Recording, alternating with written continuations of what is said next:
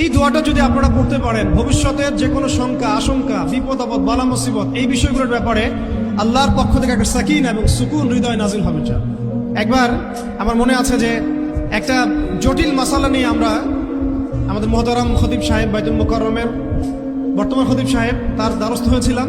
একটা মুশকিলা দেখা দিয়েছে, একটা দোয়া শিখিয়ে দেন যে দোয়ায় আমল করলে ইনশাল্লাহ এটা চলে যাবে। তা আমাকে তিনি পার্সোনালি বলেছিলেন যে এই দোয়াটা যেটা আমি এখন শিখিয়ে দিচ্ছি আপনাকে, এই দোয়াটা জিবরাইল আলাইহিস সালাম রাসূলুল্লাহ সাল্লাল্লাহু আলাইহি ওয়াসাল্লামকে শিখিয়ে দিয়েছিলেন, এবং রাসূলুল্লাহ সাল্লাল্লাহু আলাইহি ওয়াসাল্লাম এই দোয়াটা খালিদ বিন ওয়ালিদ রাদিয়াল্লাহু আনহুকে শিখিয়ে দিয়েছিলেন।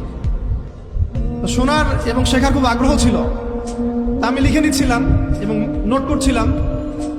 এই দোয়াটা যদি আপনারা পড়তে পারেন, ভবিষ্যতের যে কোনো শঙ্কা, আশঙ্কা, বিপদ আপদ, বালা মুসিবত, এই বিষয়গুলোর ব্যাপারে আল্লাহর পক্ষ থেকে একটা সাকিনা এবং সুকুন হৃদয় নাজিল হবে।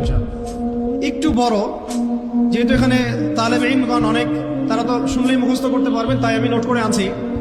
এবং জ্ঞান তো লুকিয়ে রেখেও লাভ নাই, প্রচার করলেই লাভ, আপনারা আমল করলে আমি নাকি পাবো ইনশাআল্লাহ। তো এই দোয়াটা হচ্ছে আউযু বিকালিমাতিল্লাহি তাম্মাতিল্লাতি লা ইউজাবিজুহুন্না বাররুন ওয়ালা ফাজির মিন শাররি মা খালাকা ওয়া যারআ ওয়া বারআ ওয়া মিন শাররি মা ইয়ানজিলু মিনাস সামাই ওয়া মা ইয়া'রুজু ফিহা ওয়া মিন শাররি মা যারআ ফিল আরদি ওয়া মা ইয়াখরুজু মিনহা ওয়া মিন শাররি ফিতানিল লাইলি ওয়ান নাহার ওয়া মিন শাররি তাওয়ারিকিল লাইল ইল্লা তাওয়ারিকান ইয়াতরুকু বিখাইরিন ইয়া রাহমান। এই দোয়াটার উপর আমল করতে থাকেন, দেখেন ভবিষ্যতের আশঙ্কা দূর হয়ে যাবে। চলতে ফিরতে, উঠতে বসতে সবসময় আমরা আল্লাহ পাকের নিয়ামতগুলো স্মরণ করব এবং সবসময় বলতে থাকবো আলহামদুলিল্লাহ, বলতে থাকবো আলহামদুলিল্লাহ। আল্লাহুম্মা লাকাল হামদ হামদান কাসীরান তাইয়িবান মুবারাকান ফি কামা ইয়ানবাগি লিজালালি ওয়াজহিক ওয়া আযীমি সুলতানিক। আল্লাহ পাকের শুকরিয়া যে যত বেশি আদায় করবে, আল্লাহ পাক বলেছেন লা ইন শাকারতুম লা আযীদান্নাকুম, তোমরা আমার শুকরিয়া আদায় করো, আমি তোমাদের প্রতি আমার নিয়ামতকে বাড়াই দিব।